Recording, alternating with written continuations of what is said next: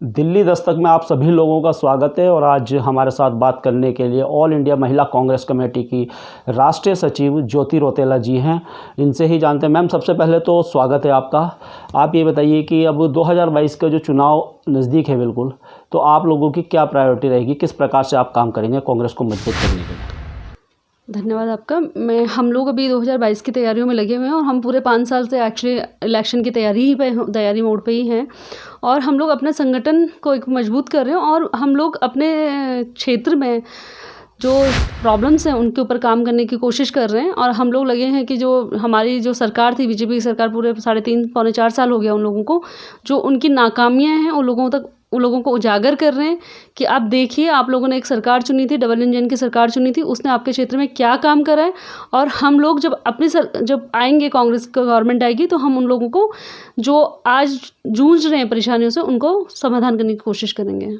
Ma'am, जैसे कह रहे हैं आपकी समाधान ढूंढने की कोशिश करेंगे, तो क्या कहाँ कमी रह गई, कहाँ बीजेपी को किस क्षेत्र में आप घेरेंगे कि इनकी किन कमियों को जनता के पास ले जाएंगे आप? देखिए, अगर आप इस वक्त पेंडेमिक है, आपको पता है कि कोविड-19 की वजह से कितना हम लोग परेशानी में हैं और हम ही नहीं, पूरा देश पूरी परेशानी में है। ये इनका फेलियर है। और आज जो लोग बाहर से प्रवासी वापस आए हैं, सबसे बड़ा मुद्दा यहाँ पे स्वरोजगार का है। हम लोगों के बच्चों के पास रोज़गार नहीं है क्षेत्र में। वो लोग वापस आ तो गए, लेकिन उनको समझ में नहीं आ रहा कि वो लोग क्या करेंगे। गवर्नमेंट ने उनको कोई फैसिलिटी दी, उनके लिए कोई काम नहीं करा। उन्होंने बड़ी बड़ी बातें ज़रूर करी, लेकिन अगर आज आप डाटा निकाल के देखोगे तो आप देखोगे कि स्वरोजगार के ऊपर कोई भी काम नहीं हुआ है।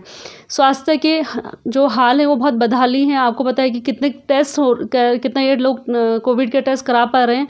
और शिक्षा, हर जगह जो ग्रामीण क्षेत्र है, मैं अभी कुछ क्षेत्रों में घूम के आई हूँ, लोगों के पास टीचर्स नहीं है। प्राइवेट स्कूल, जो सरकारी स्कूल में हैं, उनके हाल बहुत बुरी हैं। अभी तो कोविड की वजह से स्कूल बंद हैं, लेकिन जो शिक्षा का स्तर इन्होंने पिछले 5 साल में और नीचे करने की कोशिश करी। ये सारे मुद्दे से हम बीजेपी सरकार को घेरने की कोशिश करेंगे। मैम, आप लैंसडाउन विधानसभा से हैं और लैंसडाउन के विधायक हैं, इनके काम को आप कैसे देख रहे हैं, किस प्रकार का काम कर रहे हैं? और आप इस क्षेत्र से एक प्रतिनिधि भी हैं और शायद आगे आप चेहरा भी बन सकती हैं कांग्रेस का यहाँ इस क्षेत्र से, तो उनके काम को आप कैसे देख रहे हैं लैंसडाउन विधानसभा के विधायक का?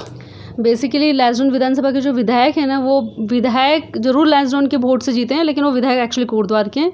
उनका कैंप कार्यालय तक आज तक लैंसडाउन विधानसभा में नहीं है। अगर हमारे क्षेत्र के किसी भी आदमी को किसी परेशानी की वजह से विधायक जी के पास जाना पड़ता, तो उसको पहले 40, 50, 80, 90 किलोमीटर तक ट्रैवल करके कोटद्वार पहुँच के उनको अपनी बात बतानी पड़ती है। ऊपर से अगर आप देखेंगे, पिछले 10 साल से ना यहाँ पर रोडों का डामरीकरण हुआ, ना नई रोडें बनी हैं, ना इन लोगों ने स्वास्थ्य पर कुछ अच्छा काम करे, कोई हॉस्पिटल बनाए, ना इन्होंने रोजगार पे कोई काम करा और इन्होंने ना शिक्षा के ऊपर काम करा। तो अगर मैं अपने क्षेत्र के विधानसभा विधायक की बात करूंगी, तो मैं उनको लैंसडाउन का विधायक बोलना भी पसंद नहीं करूंगी, क्योंकि उन्होंने लैंसडाउन क्षेत्र के लिए कोई भी ऐसा काम नहीं किया जिसकी वजह से हम ये सोच सकें कि ये जो विधायक है ये हमारे क्षेत्र का प्रतिनिधित्व करता है।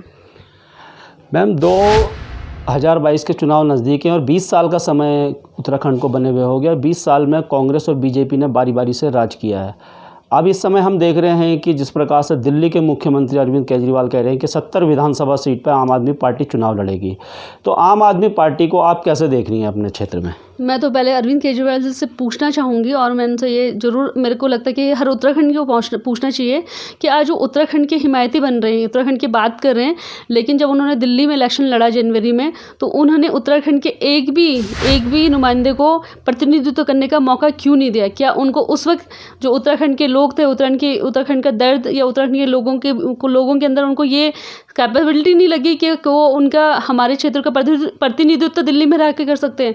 तो जो आदमी दिल्ली में रह के उत्तराखंड के लोगों का एक प्रतिनिधित्व नहीं दे पाया, उस आदमी को उत्तराखंड आके चुनाव लड़ने का क्या कारण है? क्या उनकी सिर्फ अपनी राजनीतिक इच्छाओं को पूरा करने के लिए हो सकता है उत्तराखंड आना चाहते हो, लेकिन उत्तराखंड के लोगों के लिए उन्होंने कोई काम नहीं किया है।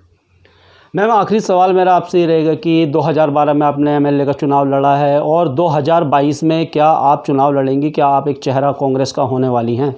जी हाँ, मैं चुनाव की तैयारी कर रही हूँ, मैं दावेदारी कर रही हूँ, लेकिन मैं मेरे पार्टी संगठन से हूँ और मैं यूथ कांग्रेस संगठन से लेके आज तक विभिन्न संगठनों के पदों पर रही हूँ। तो मैं कोशिश कर रही हूँ कि मैं इस क्षेत्र का प्रतिनिधित्व कर पाऊँ कांग्रेस पार्टी की तरफ से, लेकिन मैं पहले संगठन को मानती हूँ। तो जो भी यहाँ से कांग्रेस का प्रतिनिधि होगा, जो भी कैंडिडेट होगा, मैं उसके साथ, प्रत्याशी के साथ हमेशा रहूँगी। और अगर मैं प्रत्याशी रहूँगी, अगर क्षेत्रीय जनता मुझ पे विश्वास करेगी, मुझे पार्टी मौका देगी, तो मैं लोगों को ये भी बोलना चाहती हूँ कि मैं लोगों को उस टाइम ये बताऊँगी कि एक विधायक जो काम कर सकता था, जो आज तक यहाँ पे नहीं हुआ, वो क्या होता है। तो दोस्तों, ये थी ज्योति रौतेला जी, ऑल इंडिया कांग्रेस महिला कमेटी की राष्ट्रीय सचिव है, और जिस प्रकार से अपने क्षेत्र में काम कर रही है, बहुत सुंदर कार्य इनके द्वारा किया जा रहा है। साथ ही साथ इन्होंने लैंसडाउन विधानसभा के विधायक के लिए कहा है कि लगता ही नहीं है कि वो लैंसडाउन के विधायक है, क्योंकि उनके पास अगर बात करने के लिए जाना हो तो आपको 70-80 किलोमीटर कोटद्वार जाना पड़ेगा। साथ ही साथ उन्होंने अरविंद केजरीवाल जी के लिए भी कहा है कि अगर अरविंद केजरीवाल को उत्तराखंड की इतनी चिंता होती, तो जब अभी चुनाव हुए थे, कम से कम उत्तराखंड का कोई कैंडिडेट वहाँ पर खड़ा होता। इसी प्रकार से मैं लगातार ऐसे लोगों से आप लोगों की बातें करवाता रहता हूँ, समस्याओं पे बात करता हूँ। ज्योति रौतेला जी एक जिस प्रकार से काम कर रही हैं समाज सेवा के क्षेत्र में, और जिस प्रकार से कांग्रेस पार्टी के लिए काम कर रही है, निहायत ही सुंदर काम कर रही है, और हमारी शुभकामनाएं इनके साथ है। उन सभी के साथ शुभकामनाएं हैं जो अपने क्षेत्र में इस प्रकार से कार्य करते हैं। दिल्ली दस्तक के लिए मैं परवीन तापा, लैंसडाउन, उत्तराखंड।